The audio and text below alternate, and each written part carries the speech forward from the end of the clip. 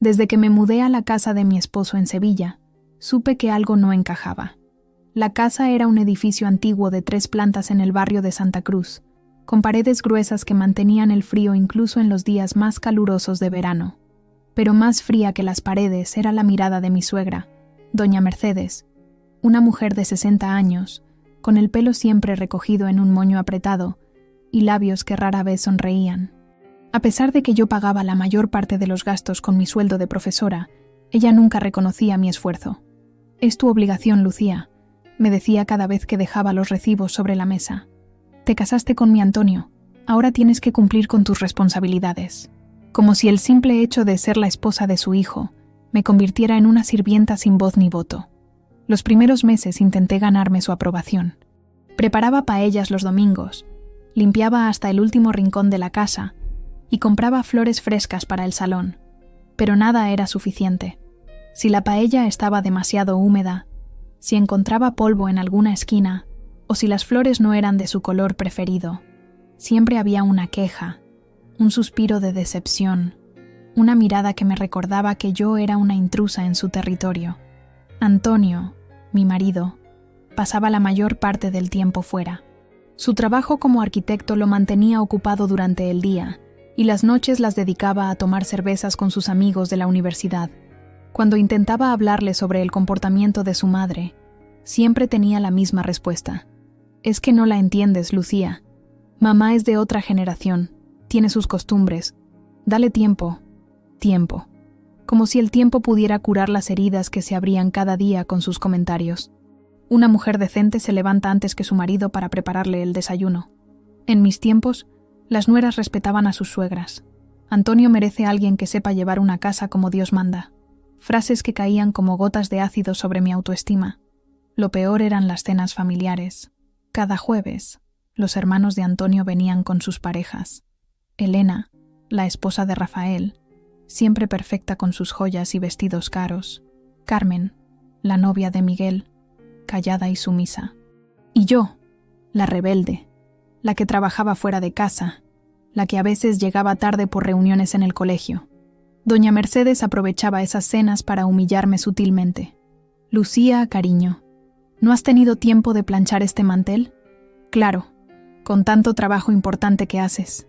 Y todos reían, excepto Antonio, que miraba su plato como si contuviera los secretos del universo. Por las noches, en nuestra habitación, a veces lloraba en silencio. Me preguntaba qué había hecho mal, por qué esta mujer me odiaba tanto. Antonio dormía a mi lado, ajeno a mi dolor, o quizás demasiado cobarde para enfrentarlo. Una tarde, mientras regaba las plantas del patio, encontré una caja vieja escondida detrás de unas macetas. Dentro había fotos de una mujer joven con Antonio. Por la fecha en las imágenes, debía ser su novia antes de conocerme. En todas las fotos, doña Mercedes aparecía sonriendo junto a la pareja. Entendí entonces parte de su resentimiento. Yo había reemplazado a alguien que ella aprobaba. Cuando le pregunté a Antonio sobre la mujer de las fotos, se puso nervioso. Era Maite. Estuvimos juntos 5 años. Su padre era amigo de mi padre. Crecimos juntos, pero las cosas no funcionaron. No quiso darme más detalles, pero esa noche escuché a doña Mercedes hablando por teléfono. Sí, la niña sigue aquí. Antonio cometió un error dejando ir a Maite por esta profesora que cree que los libros son más importantes que la familia. Pero no te preocupes, no durará mucho. Sus palabras me dolieron, pero también me dieron fuerzas. Decidí que no iba a rendirme tan fácilmente. Esta era también mi casa ahora, y merecía respeto. Comencé a responder a sus comentarios con educación, pero firmeza. Doña Mercedes, agradezco su consejo, pero prefiero hacer las cosas a mi manera. Vi la sorpresa en sus ojos cuando me planté por primera vez. Antonio notó el cambio. Una noche me preguntó por qué estaba tan rebelde últimamente. No es rebeldía, le dije. Es dignidad. Él me miró como si no me reconociera. Quizás era cierto. Estaba cambiando. Ya no era la Lucía que llegó a esta casa dispuesta a agradar a todos. Ahora sabía que eso era imposible, al menos con mi suegra. Las semanas siguientes fueron una guerra fría. Doña Mercedes intensificó sus ataques, ahora más directos. Ya no se molestaba en disimular su desagrado. Me criticaba abiertamente frente a las visitas. Olvidaba llamarme para las comidas familiares. Incluso tiró por accidente un jarrón que me había regalado mi madre. Aún así, aguanté, porque amaba a Antonio, porque creía que el amor era también resistencia, porque pensaba que con el tiempo las cosas mejorarían. Pero estaba a punto de descubrir que hay límites que, una vez cruzados, cambian todo para siempre. Era un viernes gris de noviembre cuando todo cambió. El cielo de Sevilla, normalmente azul y despejado, estaba cubierto por nubes pesadas que amenazaban tormenta. Me había levantado temprano para preparar el desayuno antes de irme al colegio. Tenía clase a las 8, pero siempre dejaba todo listo para Antonio y su madre. Estaba cortando fruta cuando doña Mercedes entró en la cocina. Llevaba un camisón gris y una bata de seda que le había regalado Antonio en Navidad. En sus manos sostenía una hoja de papel. Se sentó frente a mí, colocando el papel sobre la mesa con un golpe seco. «Necesito 5.000 euros para arreglos en la casa», dijo sin preámbulo, su voz tan fría como el mármol de la encimera. Dejé el cuchillo sobre la tabla. 5.000 euros. Una cantidad absurda que no teníamos. O al menos yo no tenía. Mi sueldo de profesora apenas daba para cubrir los gastos mensuales, el mercado, las facturas y los pequeños lujos que Antonio consideraba necesidades. «¿Qué tipo de arreglos?», pregunté, intentando mantener la calma. Doña Mercedes soltó un suspiro exagerado, como si mi pregunta fuera una ofensa imperdonable. «El tejado tiene goteras, la caldera está fallando, y quiero cambiar los azulejos del patio. Son cosas necesarias, Lucía. Esta casa tiene más de 100 años. Conocía bien la casa. Efectivamente era antigua, pero Antonio y yo habíamos revisado el tejado apenas 3 meses atrás y estaba en perfectas condiciones. La caldera era nueva, instalada el invierno pasado, y los azulejos del patio, aunque antiguos, eran parte del encanto de la casa, piezas originales que cualquier sevillano conservaría con orgullo. «Doña Mercedes», dije midiendo mis palabras, «no tenemos ese dinero ahora mismo. Podríamos esperar hasta que...» «¿No tenemos?», me interrumpió con una sonrisa irónica. «Ayer te vi comprar esos zapatos caros. Y la semana pasada, esa blusa de seda. Dinero para tus caprichos sí hay, ¿verdad?». Los zapatos habían costado 30 euros en rebajas, y la blusa era un regalo de mi hermana por mi cumpleaños, pero no tenía sentido explicarle eso. Nunca me creería. «Lo siento», dije firmemente, «pero no puedo darte ese dinero. Ya pago la mayor parte de los gastos de esta casa, y mi sueldo no da para más». Su rostro cambió. La sonrisa desapareció, y sus ojos se estrecharon. «Vives en mi casa, comes en mi mesa, duermes bajo mi techo. Si no quieres contribuir, puedes irte». Algo se rompió dentro de mí. Todos los meses de humillaciones, de críticas, de sentirme una intrusa, explotaron en ese momento. «Esta también es mi casa», dije con voz temblorosa. «Contribuyo más que nadie aquí. Pago las facturas, compro la comida, limpio, cocino, y aún así, nunca es suficiente para ti. Nunca soy suficiente». Doña Mercedes se levantó de golpe, tirando la silla al suelo. «Desagradecida. Te di a mi hijo, te permití entrar en mi familia, y así me lo pagas. Antonio debería haberse quedado con Maite. Ella sí sabía cuál era su lugar». «¿Mi lugar?», repetí, sintiendo cómo la sangre me hervía en las venas. «¿Crees que mi lugar es ser tu sirvienta? ¿Tu cajero automático?». «No, doña Mercedes. Mi lugar lo decido yo, no tú». Lo que sucedió después ocurrió tan rápido que apenas tuve tiempo de procesarlo. Vi cómo se dirigía hacia la cocina, cómo agarraba la olla con agua hirviendo que yo había puesto para el café. Por un segundo, pensé que iba a tirarla al suelo en un arrebato de rabia. Nunca imaginé que la dirigiría hacia mí. El dolor fue instantáneo, abrasador. El agua hirviendo cayó sobre mi cara y mi cuello, y un grito desgarrador salió de mi garganta. Caí al suelo, sintiendo cómo mi piel se quemaba, cómo se formaban ampollas en segundos. El dolor era indescriptible, como si 1000 agujas ardientes se clavaran en mi carne. A través de mis lágrimas, vi a doña Mercedes. No había horror en su rostro, ni arrepentimiento, solo una fría satisfacción, como si por fin hubiera puesto a la intrusa en su sitio. Dio media vuelta y salió de la cocina, dejándome en el suelo, rodeada de agua hirviendo y sollozos. No sé cuánto tiempo pasé allí, minutos que parecieron horas. Finalmente, reuní fuerzas para arrastrarme hasta mi bolso, que estaba en una silla cercana. Con dedos temblorosos, saqué mi teléfono y llamé a emergencias. La ambulancia llegó 20 minutos después. Los paramédicos, un hombre joven llamado Javier y una mujer mayor, María, me trataron con una delicadeza que hacía meses no sentía. Me colocaron compresas frías en las quemaduras, me administraron calmantes y me subieron a la ambulancia.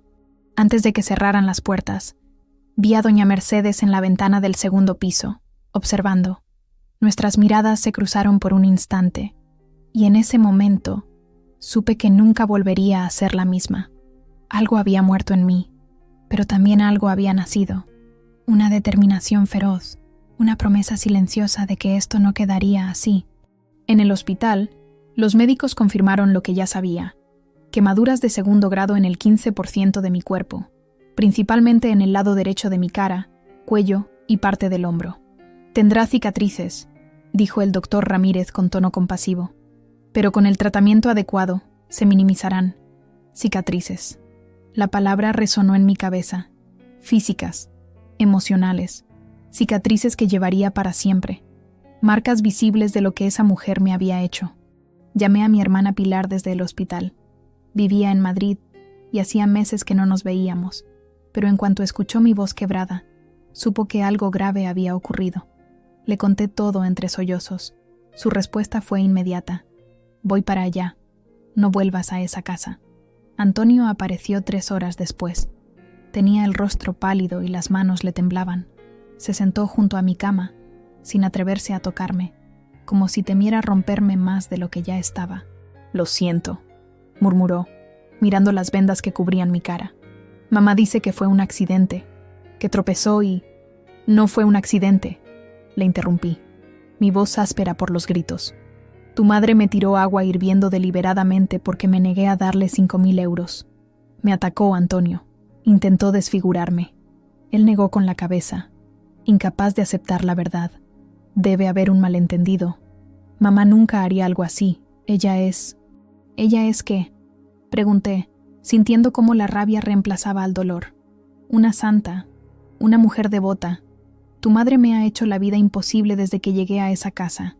Me ha humillado, me ha tratado como a una sirvienta. Y ahora esto. Y tú nunca has hecho nada para protegerme. Antonio bajó la mirada, avergonzado o quizás simplemente incapaz de enfrentar la verdad. ¿Qué quieres que haga?, preguntó en un susurro. Quiero que elijas, respondí, sintiendo cómo cada palabra era una liberación. Entre ella y yo, porque yo no vuelvo a esa casa, no mientras ella esté allí. Pasé 3 días en el Hospital Virgen del Rocío, 3 días de curas dolorosas, de miradas compasivas de las enfermeras, de preguntas incómodas que intentaba esquivar. ¿Cómo ocurrió el accidente?, me preguntaban, y yo callaba, porque todavía no había decidido si llamarlo accidente o llamarlo por su nombre real: violencia. Pilar llegó al día siguiente del ataque. Cuando entró en la habitación y vio mi cara vendada, los ojos se le llenaron de lágrimas. Mi hermana menor, siempre tan fuerte, tan decidida, se derrumbó al verme así. Se sentó a mi lado, tomó mi mano con cuidado de no tocar las zonas quemadas y me dijo: «Te vienes conmigo a Madrid, hoy mismo». Antonio no volvió a visitarme después de nuestra conversación. En su lugar, envió mensajes vagos, disculpas insuficientes, promesas huecas. «Estoy hablando con mi madre», decía. «Está muy afectada por lo que pasó, como si la víctima fuera ella y no yo, como si el dolor lo sintiera ella y no yo». El doctor Ramírez vino a verme la mañana del 3er día. Retiró los vendajes con cuidado, examinó las quemaduras con ojo clínico y asintió satisfecho. «Está evolucionando bien», dijo, «pero necesitará seguimiento. Le daré una derivación para que la vea un especialista en Madrid, ya que su hermana me ha dicho que se irá con ella». Me dio un pequeño espejo para que pudiera ver los daños. Lo sostuve frente a mi rostro con manos temblorosas. La piel estaba roja, inflamada, con ampollas en algunas zonas y piel muerta en otras. El lado derecho de mi cara parecía derretido, como una máscara de cera expuesta al calor. Me reconocí y a la vez no me reconocí en ese reflejo. ¿Quedará así para siempre?, pregunté, aunque ya conocía la respuesta. El doctor suspiró. Las quemaduras de 2º grado suelen dejar cicatrices. Con cirugía estética y tratamientos adecuados, se puede mejorar mucho el aspecto. Pero sí, habrá marcas permanentes. Pilar, que estaba a mi lado, apretó mi mano. Las cicatrices cuentan historias, dijo, y la tuya será una historia de supervivencia. Esa tarde me dieron el alta. Salí del hospital en silla de ruedas, aunque podía caminar. Era protocolo, explicó la enfermera. Pilar había alquilado un coche para llevarnos directamente a Madrid, pero yo tenía un asunto pendiente antes de irme de Sevilla. Necesito pasar por la casa, le dije a mi hermana cuando estábamos en el coche. Ella me miró alarmada. ¿Estás loca? No vas a volver a ese sitio. Esa mujer podría estar allí. Necesito recoger mis cosas, insistí. Y hay algo más que debo hacer. Pilar conocía esa expresión en mi rostro, incluso bajo las vendas. Era la misma que tenía cuando, de niñas, decidí enfrentarme a los matones del colegio que la molestaban por ser pequeña. Era determinación pura. Vale, cedió finalmente, pero yo iré contigo. Y si esa bruja está allí, me la llevo por delante. Llegamos a la casa al atardecer. El sol se ponía tras las casas del barrio, tiñendo el cielo de naranja y púrpura. La calle estaba tranquila, solo el eco lejano de una televisión y el canto de los pájaros que volvían a sus nidos. Me quedé un momento en el coche, mirando la fachada blanca, las macetas de geranios en los balcones, la puerta de madera tallada. Había sido mi hogar durante 2 años, aunque nunca me había sentido bienvenida. ¿Segura que quieres hacer esto?, preguntó Pilar. Asentí y salí del coche. Cada movimiento me provocaba dolor, pero era un dolor diferente al de las quemaduras. Era el dolor de saber que estaba cerrando un capítulo de mi vida, quizás el más doloroso, pero también el más revelador. Usé mi llave para abrir la puerta. La casa estaba en silencio. Por un momento temí que doña Mercedes apareciera, pero recordé que los jueves por la tarde siempre iba a su clase de bordado con sus amigas de toda la vida. Antonio estaría en el trabajo, suponiendo que hubiera ido después de lo ocurrido. Subí las escaleras lentamente, agarrándome al pasamanos de hierro forjado. Nuestra habitación estaba en el 2º piso, al final del pasillo. Entré y miré alrededor. La cama perfectamente hecha, los cojines alineados como siempre exigía mi suegra, las cortinas de encaje que nunca me gustaron, los muebles antiguos que pertenecían a la familia desde generaciones. Saqué una maleta del armario y comencé a meter mis cosas: ropa, zapatos, libros, algunas fotografías.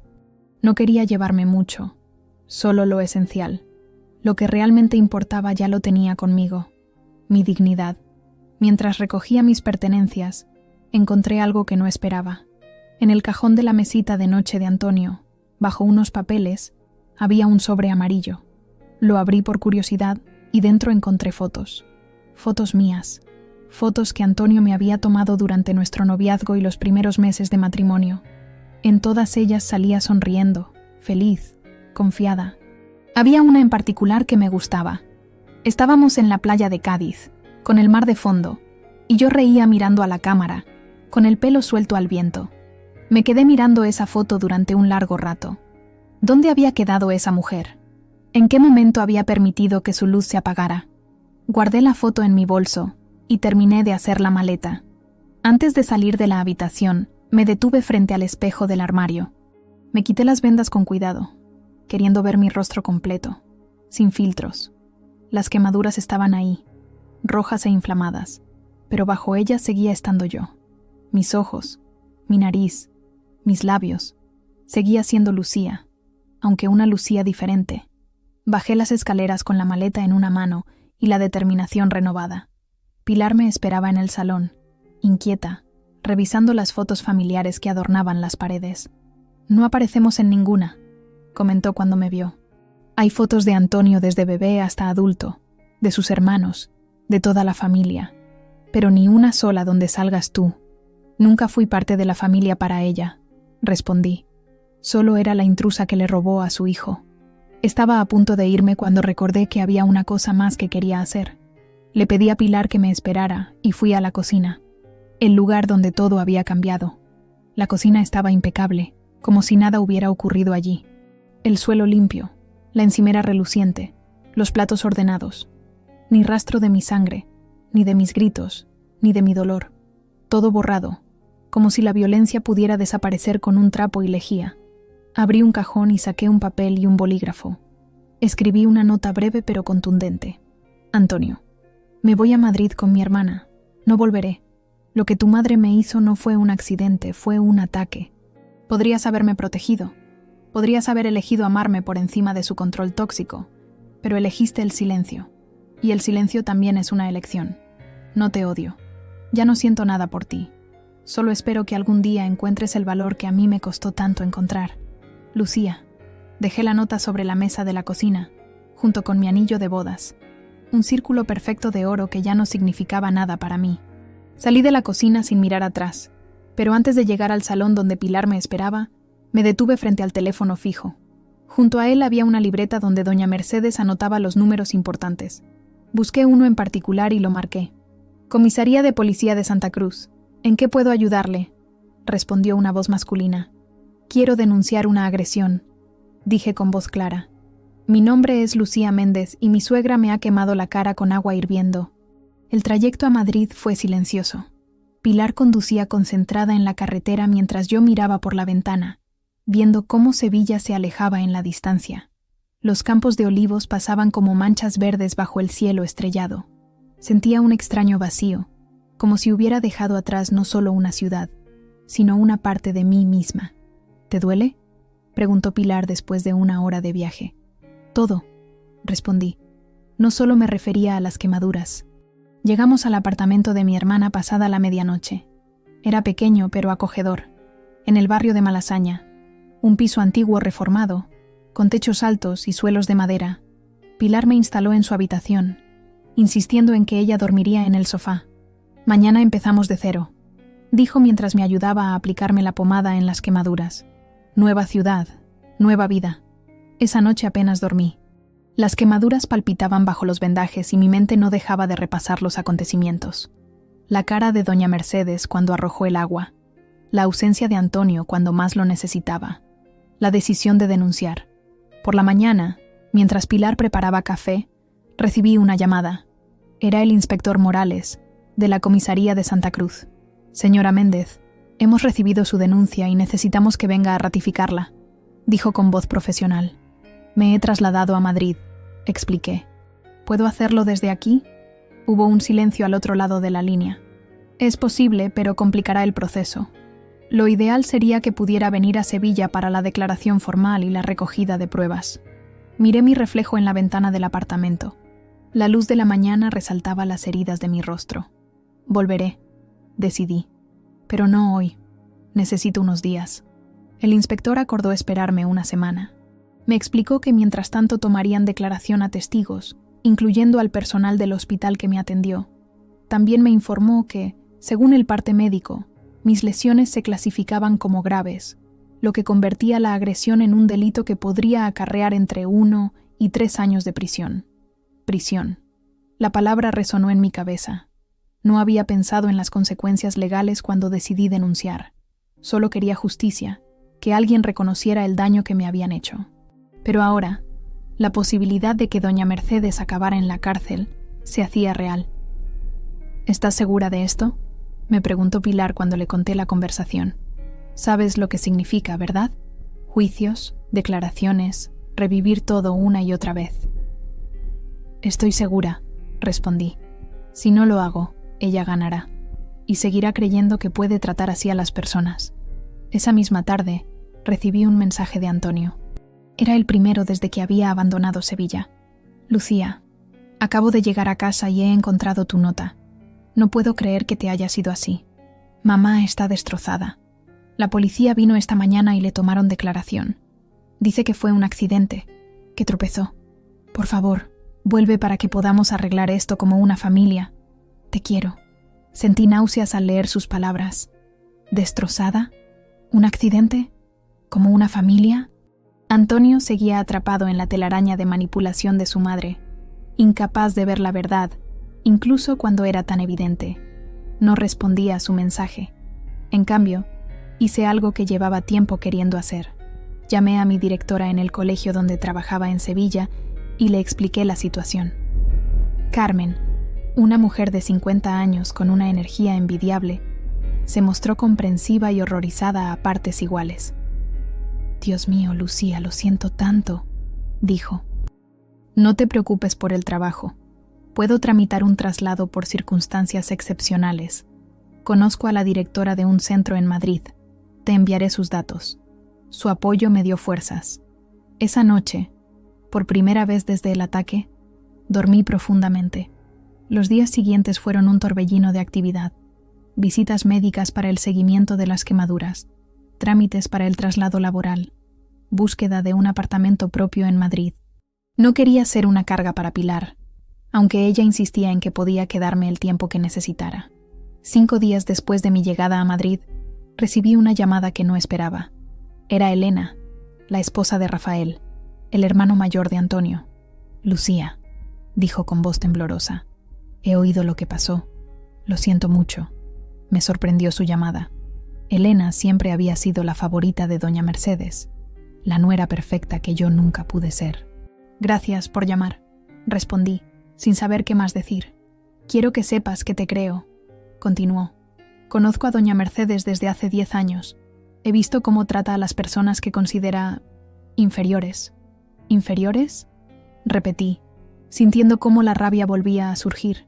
Sí, para ella, las mujeres que trabajan fuera de casa, que tienen opiniones propias, que no siguen sus reglas, son inferiores.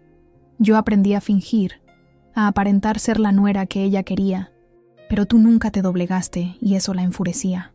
Sus palabras confirmaban lo que ya sabía, pero escucharlo de alguien más, alguien de la familia, me dio una extraña validación. «¿Por qué me dices esto ahora?», pregunté. Hubo un silencio al otro lado de la línea. «Porque la policía ha venido a casa a tomarme declaración. Y no puedo mentir, Lucía. No después de ver lo que te ha hecho». Elena me contó que había estado en la casa el día anterior al ataque. Había escuchado a doña Mercedes hablar por teléfono, diciendo que pondría a Lucía en su lugar de una vez por todas. En ese momento no le dio importancia, pero ahora esas palabras cobraban un significado siniestro. «Voy a declarar la verdad», afirmó, «aunque eso signifique enfrentarme a Rafael y a toda la familia». Después de colgar, me quedé pensando en sus palabras.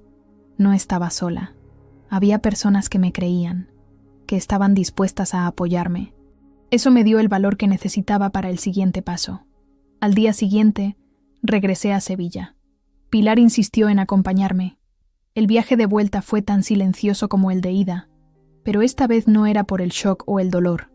Era porque iba con un propósito claro. Llegamos directamente a la comisaría de Santa Cruz. El inspector Morales, un hombre de mediana edad con el pelo entrecano y ojos cansados, me recibió en su despacho. Le mostré las heridas, ya en proceso de cicatrización pero aún visibles, y le conté todo lo ocurrido, desde el primer día en aquella casa hasta el momento del ataque. «Tenemos suficientes pruebas para proceder», me informó después de tomar mi declaración.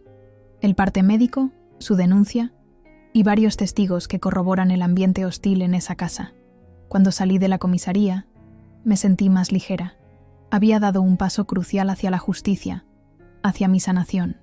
Pero sabía que el camino sería largo y doloroso. Esa noche, desde la habitación del hotel donde nos alojamos, escribí un email a Antonio. «He vuelto a Sevilla para ratificar mi denuncia. No intentes contactarme. No intentes convencerme de que fue un accidente.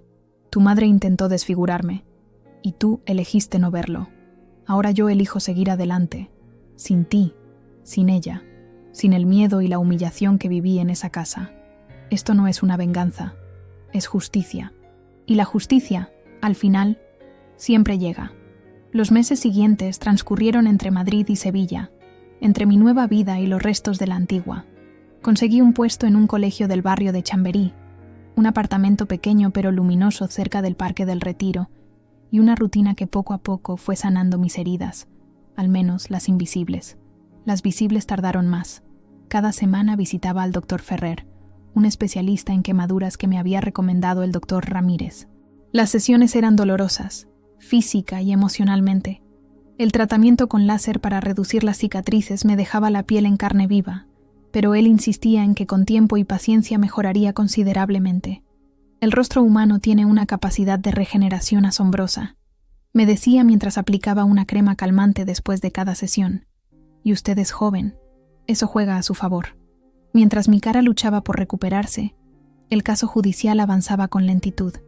El abogado que contraté, Martín Sáez, me mantenía informada de cada paso. La estrategia de doña Mercedes era previsible. Negaba todo. Insistía en que había sido un accidente y utilizaba su imagen de mujer mayor y respetable para generar simpatía. Es una táctica común, me explicó Martín durante una de nuestras reuniones en su despacho de Madrid. Pero tenemos pruebas sólidas. El testimonio de Elena ha sido crucial, así como el de las enfermeras que la escucharon a usted en el hospital. A finales de abril, 6 meses después del ataque, recibí una llamada inesperada. Era Carmen, mi exdirectora en Sevilla. Lucía, no vas a creer lo que ha pasado, dijo con voz agitada. Doña Mercedes vino al colegio. Sentí un escalofrío. ¿Qué quería?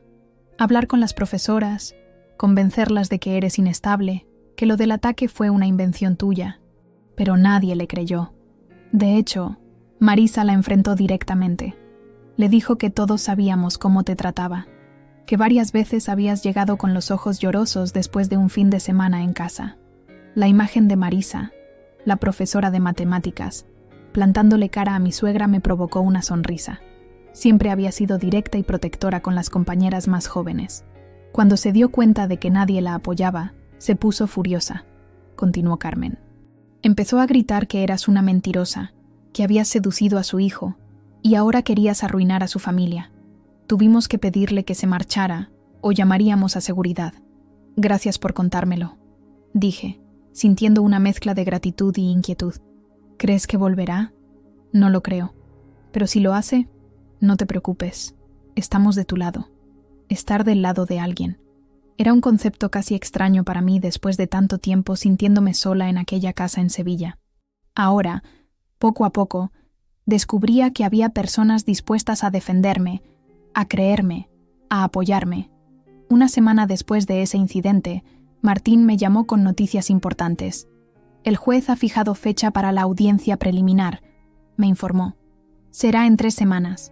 Y hay algo más. La defensa ha propuesto un acuerdo. ¿Un acuerdo?, repetí, confusa. Sí, doña Mercedes se declararía culpable de un delito de lesiones, pero con atenuantes. Cumpliría una condena mínima, probablemente suspendida por su edad, y te pagaría una indemnización por daños físicos y morales. Me quedé en silencio, procesando la información. Un acuerdo significaría evitar el juicio, evitar tener que verla de nuevo, evitar revivir todo el horror, pero también significaría una condena menor, quizás demasiado leve para lo que me había hecho. ¿Cuánto tiempo tengo para decidir?, pregunté. 1 semana. Piénsalo bien, Lucía. Un juicio puede ser muy duro para la víctima. Esa noche no pude dormir. Di vueltas en la cama, pensando en mis opciones. ¿Qué quería realmente? ¿Justicia? ¿Venganza? ¿Paz? A la mañana siguiente, recibí otra llamada inesperada. Era Antonio. Lucía, dijo. Su voz sonaba distinta, más grave, más cansada. Sé que no quieres hablar conmigo, pero necesito verte. Mi primer impulso fue colgar, pero algo me detuvo. ¿Por qué? Porque necesito decirte algo en persona, algo importante. Quedamos en una cafetería cerca de Atocha, un lugar neutral y público. Llegué media hora antes, nerviosa, insegura. Me senté en una mesa al fondo, desde donde podía ver la puerta. Pedí un café que no bebí. Antonio entró puntual. Parecía más delgado, con ojeras profundas y el pelo más largo de lo que solía llevarlo. Me buscó con la mirada y cuando me vio, se detuvo un momento, como si no estuviera preparado para enfrentar mi imagen. Se sentó frente a mí, con movimientos torpes. «Gracias por venir», dijo. «¿Qué quieres, Antonio?», pregunté directamente. Él respiró hondo. «Quiero pedirte perdón, no por mi madre, sino por mí, por no protegerte, por no creer en ti, por ser un cobarde». Sus palabras me sorprendieron. No esperaba una disculpa, al menos no una que sonara sincera. «He estado en terapia», continuó. «Después de que te fueras, me derrumbé. No podía dormir, no podía trabajar. Seguía viendo tu cara, tus vendas y escuchando tus palabras. Podrías haberme protegido, me dijiste, y tenías razón.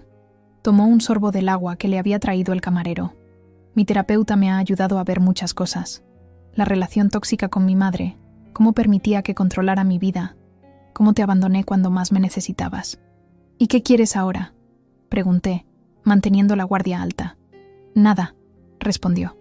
No espero que me perdones ni que vuelvas.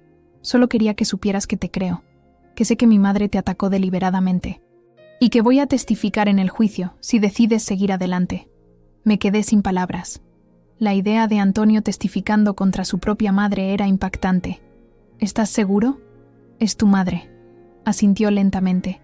Y tú eras mi esposa, la persona que prometí amar y proteger. Fallé en eso, pero al menos puedo hacer lo correcto ahora. Nos quedamos en silencio un momento, mirándonos como dos extraños que una vez se conocieron íntimamente. Hay algo más, dijo finalmente. Elena no es la única que quiere testificar. Carmen, mi prima, también. Ella me contó que cuando tenía 15 años, mi madre la empujó por las escaleras durante una discusión. Perdió el bebé que esperaba. La revelación me dejó helada. ¿Tu madre provocó que Carmen perdiera a su bebé? Sí. La familia lo encubrió, como siempre. Dijeron que había sido un accidente, que Carmen había tropezado, pero ella sabe la verdad, y ahora está dispuesta a contarla. Salí de la cafetería con la cabeza dando vueltas. El testimonio de Antonio y Carmen podría ser decisivo en el juicio. Ya no era solo mi palabra contra la de doña Mercedes. Había un patrón, una historia de violencia oculta durante años. Esa noche llamé a Martín. No acepto el acuerdo, le dije. Quiero ir a juicio. ¿Estás segura?, preguntó. Será duro. Estoy segura. No es solo por mí. Es por todas las personas a las que ha hecho daño. Es hora de que la verdad salga a la luz. El día del juicio llegó más rápido de lo que esperaba. El juzgado de lo penal número 8 de Sevilla era un edificio moderno pero frío. Mientras esperaba en un pasillo junto a Martín, vi llegar a doña Mercedes acompañada de su abogado y de Miguel, el hermano menor de Antonio. Me miró con desprecio, pero también con algo nuevo en sus ojos. Miedo. Antonio llegó poco después, solo. Se sentó en un banco apartado, sin acercarse a su madre. Elena vino con Rafael, aunque se sentaron separados. Carmen apareció última, nerviosa pero decidida. Cuando entramos a la sala, sentí que se cerraba un círculo. Ya no era la Lucía asustada y sumisa que aguantaba humillaciones por amor. Era una mujer fuerte, con cicatrices. Sí, pero también con la determinación de no permitir que el miedo y la vergüenza ganaran esta batalla. El juez, un hombre mayor de expresión seria, dio inicio a la sesión. Mientras escuchaba a los abogados presentar sus argumentos iniciales, pensé en todas las mujeres que habían pasado por situaciones similares, en las que se habían callado, en las que habían huido, en las que habían resistido. Pensé en mi propia madre, que me enseñó a ser fuerte sin perder la ternura, y supe que, ganaría o perdiera este juicio, ya había conseguido la victoria más importante: recuperar mi voz. Han pasado 2 años desde el juicio, 2 años de transformación, de reconstrucción, de aprendizaje. Ahora vivo en un ático pequeño en el barrio de Lavapiés, con una terraza desde donde puedo ver los tejados de Madrid y un cielo que parece más amplio que el de Sevilla. El juicio duró 3 días que parecieron 3 vidas. Recuerdo cada momento con una claridad que a veces me asusta. La frialdad de doña Mercedes mientras declaraba, insistiendo en que todo había sido un accidente. El temblor en la voz de Antonio cuando subió al estrado y mirando directamente a su madre dijo: «Siempre supe que eras cruel, pero nunca pensé que llegarías tan lejos». La valentía de Carmen al contar cómo, 20 años atrás, había perdido a su bebé por culpa de la misma mujer. Y sobre todo, recuerdo mi propio testimonio, las palabras que había ensayado durante meses y que, sin embargo, salieron diferentes, más honestas, más crudas. «No estoy aquí por venganza», dije mirando al juez. «Estoy aquí porque nadie debería sufrir lo que yo sufrí, porque el silencio protege al agresor, no a la víctima, porque mis cicatrices no son solo mías, son el recordatorio de lo que ocurre cuando permitimos que el abuso se normalice». El veredicto llegó en una tarde gris de noviembre. Doña Mercedes fue declarada culpable de un delito de lesiones graves con agravante de parentesco. La sentencia, 2 años de prisión, que dada su edad y la falta de antecedentes, fueron sustituidos por libertad vigilada y una orden de alejamiento. También fue condenada a pagarme una indemnización sustancial por daños físicos y morales. Cuando escuché el fallo, no sentí la euforia que esperaba. Tampoco alivio, ni siquiera satisfacción. Lo que sentí fue paz. Una paz extraña y nueva, como si algo que había estado roto dentro de mí comenzara a sanar. El dinero de la indemnización lo destiné a 2 cosas: terminar mi tratamiento de reconstrucción facial y crear una fundación. Cicatrices Visibles nació 1 año después del juicio, con el objetivo de ayudar a mujeres víctimas de violencia familiar. No solo con apoyo legal y psicológico, sino también con tratamientos médicos para aquellas que, como yo, quedaron marcadas físicamente por el abuso. La vida da giros inesperados. Nunca imaginé que aquel día terrible en la cocina de Sevilla me llevaría a descubrir mi verdadera vocación. Ahora, además de seguir dando clases, dedico parte de mi tiempo a la fundación. Viajo por toda España dando charlas en colegios, universidades, asociaciones. Comparto mi historia no como una víctima, sino como una superviviente. Esta mañana, mientras me preparaba el café, sonó el teléfono. Era Marta, una de las primeras mujeres que ayudamos en la fundación. Su marido la había atacado con un cuchillo, dejándole una cicatriz que cruzaba su mejilla izquierda. Cuando llegó a nosotras, apenas podía mirarse al espejo. «Lucía», dijo con voz emocionada, «lo he conseguido. Me han dado el puesto de directora en el banco». Sonreí, sintiendo una felicidad genuina. «Sabía que lo lograrías, Marta. Eres brillante. Tenía tanto miedo en la entrevista», confesó. «Pensé que solo verían mi cicatriz, que no se fijarían en mi currículum, en mi experiencia. Pero luego recordé lo que siempre dices. Nuestras marcas cuentan historias de supervivencia, no de derrota». Después de colgar, me quedé mirando mi reflejo en la ventana. Las cicatrices siguen ahí, aunque menos visibles gracias a los tratamientos. La piel del lado derecho de mi cara tiene un tono diferente, más rosado, y en ciertas zonas conserva una textura rugosa al tacto. Pero ya no me importa. He aprendido a verlas como parte de mí, como el mapa de un camino difícil pero necesario. Antonio y yo firmamos el divorcio 6 meses después del juicio. Fue un proceso sorprendentemente amigable. Él también había cambiado. Seguía en terapia. Había cortado la relación tóxica con su madre y parecía genuinamente arrepentido por su papel en todo lo ocurrido. Nos despedimos sin rencor, como 2 personas que compartieron un camino doloroso, pero que ahora tomaban direcciones diferentes. De doña Mercedes no supe más, excepto lo que Antonio me contó ocasionalmente. Parece que el juicio y la condena la afectaron profundamente. Perdió el respeto de la comunidad que tanto valoraba. Muchos amigos le dieron la espalda, y su propio hijo se distanció de ella. A veces me pregunto si ha reflexionado sobre sus acciones, si se arrepiente realmente, o si sigue convencida de que yo merecía lo que me hizo. Pero estas preguntas ya no me quitan el sueño. Pilar se casó el año pasado con un músico argentino que conoció en un concierto. La boda fue pequeña, pero alegre, en un jardín a las afueras de Madrid. Cuando me pidió que fuera su madrina, lloré de emoción. Mi hermana, que siempre había estado a mi lado, ahora construía su propia vida feliz. Verla radiante en su vestido blanco, bailando bajo las estrellas con el hombre que amaba, me llenó de una alegría que no creí volver a sentir. El amor volvió a mi vida también, aunque de forma inesperada. Se llama David, es psicólogo, y lo conocí en una de mis charlas en la Universidad Complutense. No fue un flechazo, ni una pasión arrolladora. Fue algo más sutil y más profundo, una conexión que creció lentamente, con conversaciones largas sobre libros, paseos por el Retiro, y la sensación constante de ser vista y valorada por quien realmente soy. La primera vez que vio mis cicatrices sin maquillaje, tomó mi rostro entre sus manos y besó cada marca con una ternura que me estremeció. «Son parte de tu historia», dijo. Y me enamoré de toda tú, no solo de las partes fáciles. Llevamos juntos 1 año y medio. No vivimos en la misma casa todavía. Ambos valoramos nuestros espacios y no tenemos prisa. El tiempo, que antes era mi enemigo, ahora es mi aliado. Cada día es un regalo, una oportunidad para descubrir algo nuevo, para ayudar a alguien más, para recordar que la vida, a pesar de todo, sigue siendo hermosa. Esta tarde tengo una charla en un centro de mujeres en Vallecas. Me he preparado como siempre. Documentos, presentación, folletos de la fundación. Pero lo más importante, lo que realmente marca la diferencia, es mi presencia.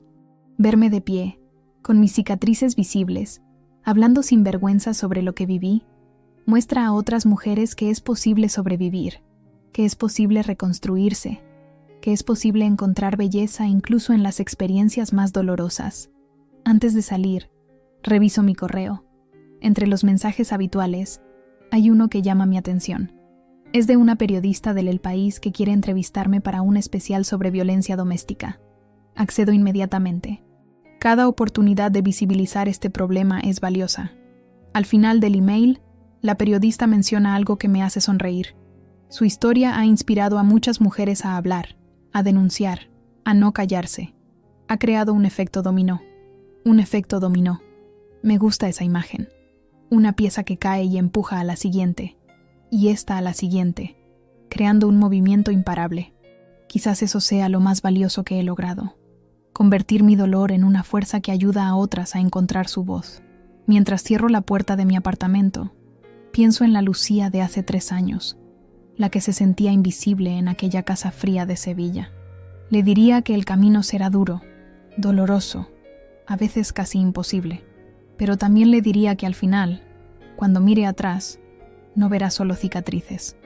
Verá fuerza, verá valor, verá una mujer que se negó a que el miedo definiera su vida. Y sobre todo, le diría algo que ahora sé con certeza, que nuestro rostro, nuestra voz, nuestra historia, nos pertenecen solo a nosotras. Y nadie, absolutamente nadie, tiene derecho a arrebatárnoslos.